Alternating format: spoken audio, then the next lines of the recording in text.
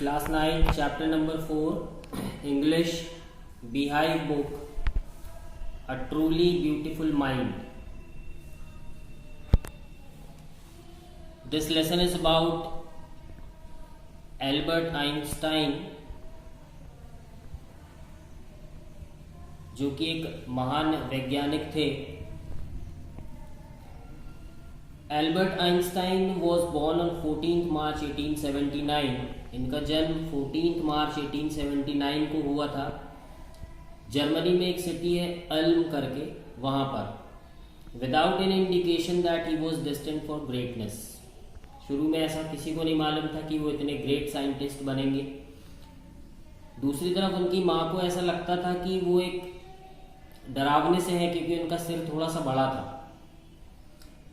जब वो 2.5 साल के हुए, आइंस्टाइन स्टिल वॉजंट टॉकिंग. वो बात नहीं करते थे. When he finally did learn to speak, और जब वो बात करना सीखे तो वो हर चीज को 2 बार बोलते थे. Einstein did not know what to do with other children. उनको समझ में नहीं आता था कि वो दूसरे बच्चों के साथ क्या करें. और जबकि उनके साथ जो प्लेमेट्स थे, उनके जो दोस्त थे, उनके साथ जो खेलने वाले बच्चे थे, वो उनको ब्रदर बोरिंग कहते थे कि तुम बहुत बोर करते हो. So the youngster played by himself much of the time. इसलिए वो अकेले ही खेलते रहते थे काफ़ी टाइम. ही स्पेशली लव्ड मैकेनिकल टॉयज. उनकी विशेष रुचि थी मैकेनिकल जो खिलौने रहते हैं, मशीनी खिलौने, उसमें उनकी बहुत रुचि थी. और जब उनकी सिस्टर का जन्म हुआ, जिसका नाम माजा था, he said to have said, ऐसा कहा जाता है कि उन्होंने कहा ठीक है, लेकिन इसके चक्के कहाँ हैं. A headmaster once told his father that what Einstein chose as a profession wouldn't matter. उनके हेडमास्टर ने उनके फादर को कहा एक बार कि ये आगे चल के क्या करेगा, इससे कोई फर्क नहीं पड़ता, क्योंकि ये कभी सफल नहीं होगा. Because he will never make a success at anything. ये किसी चीज में सफल नहीं हो सकता. उन्होंने वायलिन बजाना सीखा जब वो 6 साल के थे, क्योंकि उनकी माँ चाहती थी कि वो सीखें. और वो काफ़ी अच्छा बजाने लगे and became a gifted amateur violinist, maintaining this skill throughout his life. और अपने पूरे जीवन भर वो काफ़ी अच्छा वायलिन बजाते रहे. But Albert Einstein was not a bad people. लेकिन वो खराब लड़के नहीं थे. वो हाई स्कूल में गए, जो कि म्यूनिक में था, जहाँ उनकी फैमिली शिफ्ट हो गई थी जब वो 15 महीने के थे. और करीब करीब उनको हर सब्जेक्ट में अच्छे मार्क्स मिलते थे. पर वो उस स्कूल के बहुत ज़्यादा डिसिप्लिन से वो नफरत करते थे. और अक्सर वो अपने टीचर से बहस में पड़ जाते थे, इतने ज़्यादा डिसिप्लिन के कारण. और इसी कारण से जब वो 15 साल के हुए तो उन्होंने स्कूल सदा के लिए छोड़ दिया. The previous year, Albert's parents had moved to Milan. उनके पेरेंट्स मिलान चले गए and left their son with relatives. और अपने बेटे को, यानी आइंस्टाइन को, उन्होंने रिलेटिव्स के पास छोड़ दिया. After prolonged discussion, Einstein got his wish to continue his education in German-speaking Switzerland, in a city which was more liberal than Munich. काफ़ी लंबे डिस्कशन के बाद उन्होंने तय किया कि वो स्विट्ज़रलैंड में पढ़ाई करेंगे, जहाँ पर जर्मन भाषा बोली जाती थी. और वो जो शहर था वो काफ़ी म्यूनिक से काफ़ी ज़्यादा लिबरल था. उतना कठोर अनुशासन नहीं था वहाँ पर जितना म्यूनिक में स्कूल में उन्होंने देखा था. उतना कठोर अनुशासन यहाँ स्विट्ज़रलैंड में नहीं था. तो यहाँ इन्होंने अपनी एजुकेशन पूरी करने का सोचा. Einstein was highly gifted in mathematics and interested in physics.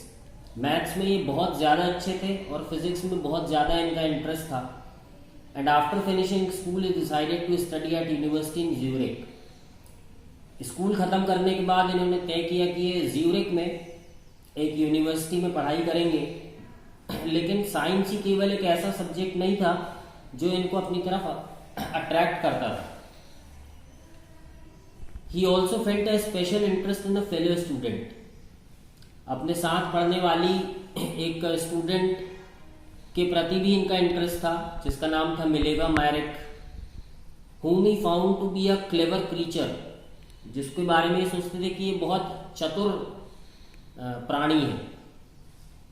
This young SERB, SERB का मीनिंग है यहाँ पर सर्बियन, मतलब वो सर्बिया से थी, वो स्विट्जरलैंड में आई थी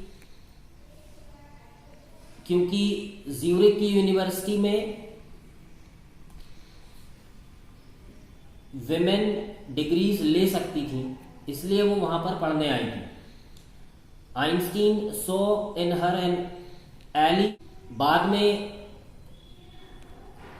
इनकी दोस्ती और गहरी हो गई और इनके द्वारा एक दूसरे को लिखे गए लेटर्स अभी भी मौजूद हैं। इन 1900 ईयर में जब वो 21 साल के थे तब वो यूनिवर्सिटी से ग्रेजुएट हो चुके थे और बेरोजगार थे। वो टीचिंग असिस्टेंट के रूप में काम करते थे, प्राइवेट लेसन्स विद्यार्थियों को दिया करते थे और फाइनली उनको जॉब मिला 1902 में as a technical expert in the patent office in Bern. Bern में technical expert in the patent office, patent किसी को कॉपीराइट देने का अधिकार, उस ऑफिस में इनको टेक्निकल एक्सपर्ट का जॉब मिला, जहां पर ये दूसरे लोगों के इन्वेंशंस, आविष्कारों को टेस्ट करते थे। Einstein was actually developing his own ideas in secret, लेकिन गुपचुप रूप से अपना काम भी करते रहते थे। One of the famous papers in 1905 was Einstein's special theory of relativity. इनके द्वारा प्रतिपादित जो सिद्धांत था 1905 में, थ्योरी ऑफ रिलेटिविटी, जिसका मतलब ये होता है according to which time and distance are not absolute, समय और दूरी कभी एब्सोल्यूट यानी निश्चित नहीं होते। Indeed two perfectly accurate clocks will not continue to show the same time if they come together again after a journey if one of them has been moving very fast relative to the other। एक साधारण example से इन्होंने बताया कि दो clocks को यदि एक साथ दूर किया जाए और कुछ समय बाद साथ मिलाया जाए और उसमें से यदि कोई क्लॉक ज़्यादा स्पीड से ट्रैवल कर रही है और दूसरी क्लॉक यदि स्लो गति से चल रही है तो उनका समय भी अलग अलग होगा। From this followed the world's most famous formula, यहाँ से दुनिया का सबसे फेमस फार्मूला सामने आया जो कि रिलेशनशिप बताता था मास और एनर्जी में, E is equal to mc²। यहाँ पर E का मतलब एनर्जी होता है, m यानी मास यानी वजन, और C for the speed of light in a vacuum. यहाँ पर C का मतलब है एक वैक्यूम, मतलब जहाँ हवा नहीं होती उस जगह को हम वैक्यूम कहते हैं। वहाँ पर प्रकाश की गति, स्पीड ऑफ लाइट, मतलब कि करीब करीब 3 लाख किलोमीटर्स पर second. While Einstein was solving the most difficult problems in physics, his private life was unraveling. Albert had wanted to marry Mileva। ये मिलेवा से शादी करना चाहते थे अपनी स्टडीज तुरंत ख़त्म करने के बाद, लेकिन इनकी मदर नहीं चाहती थी क्योंकि मिलेवा इनसे 3 साल उम्र में बड़ी थी, तो इनकी मदर को लगता था कि वो इनके लिए काफ़ी बड़ी है और वो उसकी इंटेलिजेंस से भी डरती थी क्योंकि मिलेवा भी काफ़ी इंटेलिजेंट थी। और उसकी मदर, आइंस्टीन की मदर कहती थी कि वो भी तुम्हारे जैसी ही एक किताब ही है। तो आइंस्टीन ने अपनी वेडिंग यानी शादी को टाल दिया और फाइनली उन्होंने शादी की 1903 में।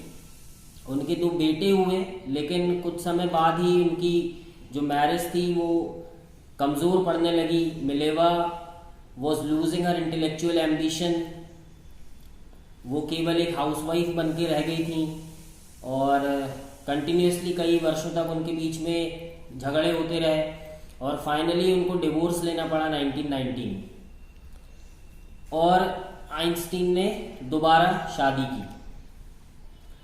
Einstein new personal chapter coincided with his rise to world fame. In 1915 he had published his general theory of relativity. 1915 में ये अपनी थ्योरी ऑफ रिलेटिविटी को पब्लिश कर चुके थे, जिससे इनको बहुत ज़्यादा पूरी दुनिया में सम्मान मिला। An eclipse of the sun in 1919 brought proof that it was accurate. Einstein had correctly calculated in advance the extent to which the light from fixed stars would be deflected through the sun's gravitational field. 1919 में इन्होंने ये proof किया कि कैसे जो fixed stars होते हैं उनकी जो लाइट होती है वो सूर्य के गुरुत्वाकर्षण फील्ड से कैसे डिफ्लेक्ट होती है, इसका ठीक ठीक उन्होंने अनुमान लगाया। The newspapers proclaimed his work as a scientific revolution. सभी अखबारों में लिखा गया कि ये साइंस में एक नया रेवोल्यूशन है, एक नई क्रांति है साइंस में। इनको नोबेल प्राइज़ मिला फिजिक्स में 1921 में। इनको कई प्रकार के सम्मान और इन्विटेशंस मिलते रहे पूरी दुनिया भर से। इनको प्रेस से काफ़ी सम्मान मिला। When the Nazis came to power in Germany in 1933, जब नाजी जर्मनी में पावर में आए 1933 में, तो आइंस्टीन यूनाइटेड स्टेट्स चले गए यानी अमेरिका, और उसके 5 साल बाद जब बर्लिन में यानी कि जर्मनी में न्यूक्लियर फिशन की डिस्कवरी हुई, तो अमेरिकन जितने भी फिजिसिस्ट थे वो लोग के मन में एक प्रकार का डर बैठ गया नाजियों के प्रति। Just as Einstein had, and now they were afraid of the Nazis could build and use an atomic bomb. उनको लगा, अमेरिका के साइंटिस्ट को लगा कि ये नाजी लोग अब एटॉमिक बॉम्ब बना सकते हैं और उसका यूज भी कर सकते हैं।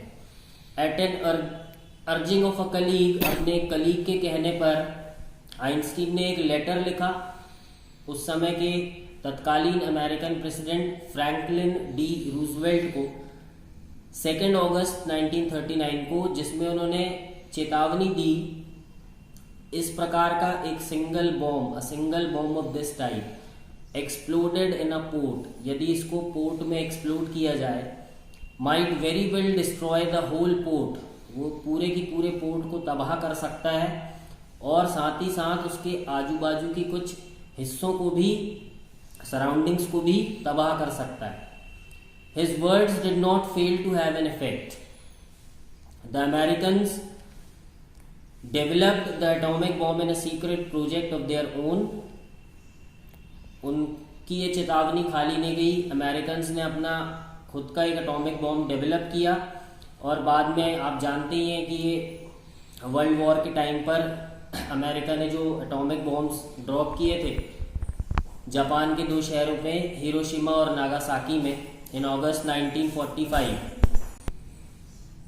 Einstein was deeply shaken by the extent of the destruction. This time he wrote a public missive to the United Nations. और अमेरिका ने ये जो 2 बॉम्ब्स गिराए थे हिरोशिमा और नागासाकी में, इनसे इतनी तबाही हुई जिससे आइंस्टीन को बहुत खराब लगा और इन्होंने एक पब्लिक सूचना भी, नोटिस भी निकाला था। In it he propose the formation of a world government, जिसमें उन्होंने ये प्रपोजल दिया कि एक वर्ल्ड गवर्नमेंट बनाई जाए इस प्रकार के बॉम्ब्स के खिलाफ। लेकिन उनके इस कथन पर किसी ने कोई ध्यान नहीं दिया। But over the next decade Einstein got ever more involve in politics, लेकिन आगे के कुछ दशकों में ये पॉलिटिक्स में इन्वॉल्व हो गए। Agitating for an end to the arms buildup, ये बॉम्ब्स और हथियार बनाने के खिलाफ थे। And using his popularity to campaign for peace and democracy, और अपनी पॉपुलैरिटी को ये यूज़ करते थे शांति की स्थापना के लिए, लोकतंत्र की स्थापना के लिए। When Einstein died in 1955 at the age of 76, जब इनकी मृत्यु हुई 1955 में, जब ये 76 ईयर्स के थे, he was celebrated as a visionary, इनको दूरदृष्टि माना जाता था, इंटेलेक्चुअल यानी बौद्धिक माना जाता था, एंड वर्ल्ड सिटीजन, और पूरी दुनिया का नागरिक इनको समझा जाता था, और साथ ही साथ में एक साइंटिफिक जीनियस भी समझा जाता था।